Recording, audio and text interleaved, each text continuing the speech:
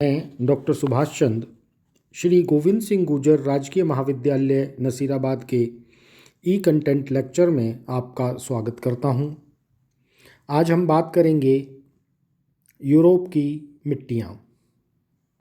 जैसा कि हम जानते हैं कि पानी, वनस्पति, वायु की तरह ही मिट्टी भी हमारे लिए बहुत आवश्यक है, क्योंकि मिट्टी ही कृषि की आधारशिला है और किसी भी प्रदेश की उन्नति या विकास या हम कह सकते हैं आर्थिक दशा वहाँ पर पाई जाने वाली मिट्टी पर निर्भर करती है। अगर किसी भूभाग की मिट्टी अति उपजाऊ है, अति उर्वर है, तो वह क्षेत्र आर्थिक दृष्टि से विकसित होगा और वह क्षेत्र जहाँ की मिट्टी उर्वर नहीं है वह क्षेत्र सामान्यतः आर्थिक दृष्टि से इतना उन्नत नहीं होगा। अगर हम देखें तो मिट्टी को प्रभावित करने वाले तत्वों में जलवायु, वनस्पति, भूमि की ढाल और मूल चट्टान और समय ये बहुत महत्वपूर्ण है, क्योंकि इनका ही मिला जुला स्वरूप मिट्टी की उर्वरता को बनाता है। अब अगर यूरोप की मिट्टियों की बात करें तो सामान्यतः यूरोप में 4 प्रकार की मिट्टी पाई जाती हैं। शुष्क प्रदेशों की उपजाऊ मिट्टी, नम प्रदेशों की मिट्टी, पूर्वी यूरोप की मिट्टी और काली मिट्टी। अगर हम देखें शुष्क प्रदेशों की जो उपजाऊ मिट्टी है वो सामान्यतः कैस्पियन सागर के निकटवर्ती प्रदेश, स्पेन, पुर्तगाल के दक्षिणी भाग और दक्षिणी यूरोप में पाई जाती है, क्योंकि इस मिट्टी में शुष्कता होने के कारण जो खनिज पदार्थ है वो मिट्टी में ही रह जाते हैं।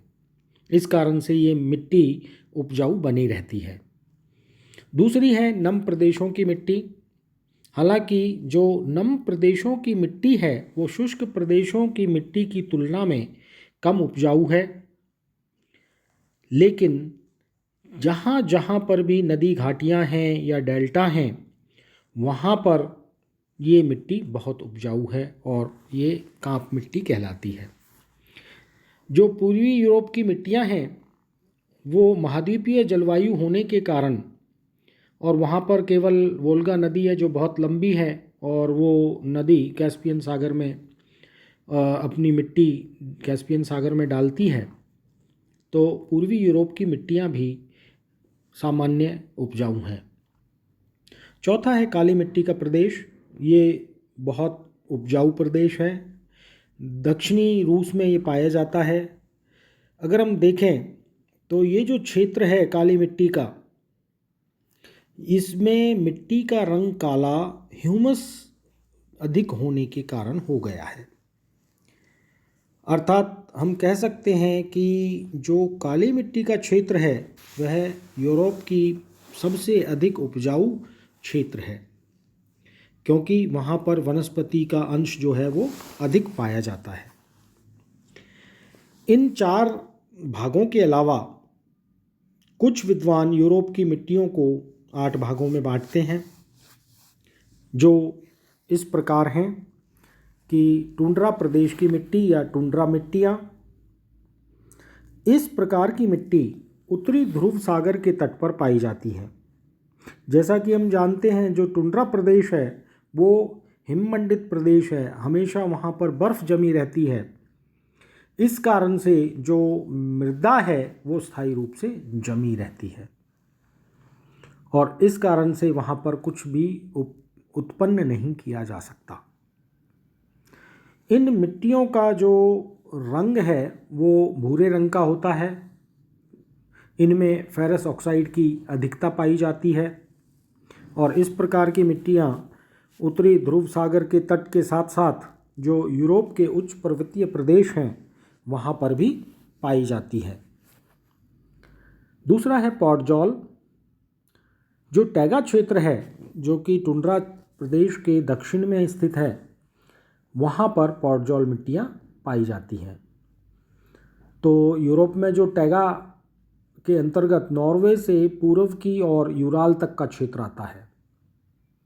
इन मिट्टियों की विशेषता है कि ऊपरी मृदा के नीचे जैविक पदार्थों की अधिकता रहती है जो हल्के भूरे रंग के होते हैं, और इस कारण से ये जो मिट्टी है पॉडजॉल मिट्टी, ये पर्याप्त, अगर इसमें उर्वरक मिलाए जाएं तो ये लाभदायक है, कृषि की दृष्टि से लाभदायक है, खेती हो सकती है। तीसरी है चरनोजम मिट्टी। इसको हम काली कपासी मिट्टी या काली मिट्टी भी कहते हैं। ये मुख्यतः जो है यूरोप के स्टेपी प्रदेशों में पाई जाती है। यहाँ पर अर्ध आर्द्र दशाओं में वर्षा के अभाव के कारण मिट्टी का जो ऊपरी संस्तर है वो पूर्णतः विकसित नहीं हो पाता, इसलिए इस मिट्टी में चूने की मात्रा इकट्ठी होती रहती है। इसमें ह्यूमस की मात्रा भी अधिक होती है। इस मिट्टी की जो पेटी है वो काला सागर के उत्तर में स्थित है। मध्यवर्ती यूरोपीय उच्च भूमि में पूर्व से पश्चिम तक ये मिट्टी फैली हुई है। चौथी है निम्नीकृत चरनोजम मिट्टी। ये बेसिकली जो है मिश्रित और पतझड़ वनों के दक्षिणी भाग में पाई जाती है।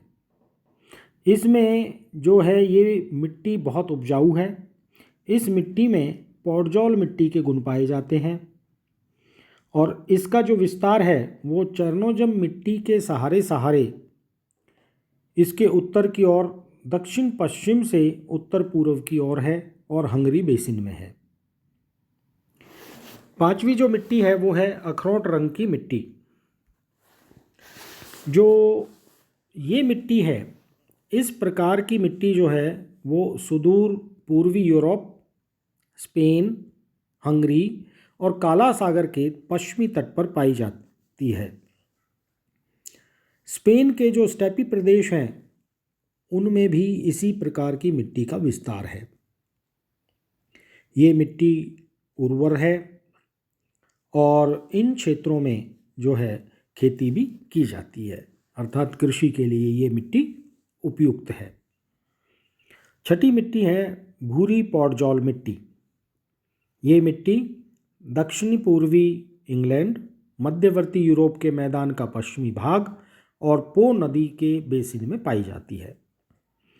इस मिट्टी की भी जो विशेषताएं हैं वो लगभग पॉडजॉल मिट्टियों से मिलती जुलती हैं, अर्थात हम कह सकते हैं कि अगर उर्वरकों का उपयोग किया जाए तो ये मिट्टी बहुत उर्वर हैं और कृषि के लिए लाभदायक है। सातवीं है भूमध्य सागरीय मिट्टी। जो इस मिट्टी का जो विस्तार है वो भूमध्य सागरीय जलवायु वाले क्षेत्रों में है। उच्छावच में विभिन्नता और नग्न चट्टानों के कारण इस मिट्टी में वैभिन्न पाया जाता है। यहाँ की जो मिट्टी है वो लाल रंग की होती है और इसलिए इसको टेरा रोसा कहा जाता है। ये जो मिट्टी है वो स्थानीय जलवायु की अपेक्षा जो यहाँ की मूल चट्टान है उसका रंग लिए हुए होती हैं। फिर है पर्वतीय मिट्टियाँ। जो पर्वतीय मिट्टियाँ हैं वो स्कैंडिनेविया, आल्प्स, कार्पेथियन और यूराल पर्वतीय क्षेत्रों में पाई जाती हैं। इसी प्रकार की जो पर्वतीय मिट्टियाँ हैं वो आइसलैंड में भी पाई जाती हैं।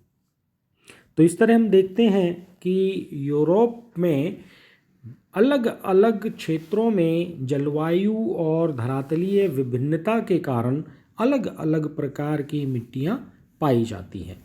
धन्यवाद।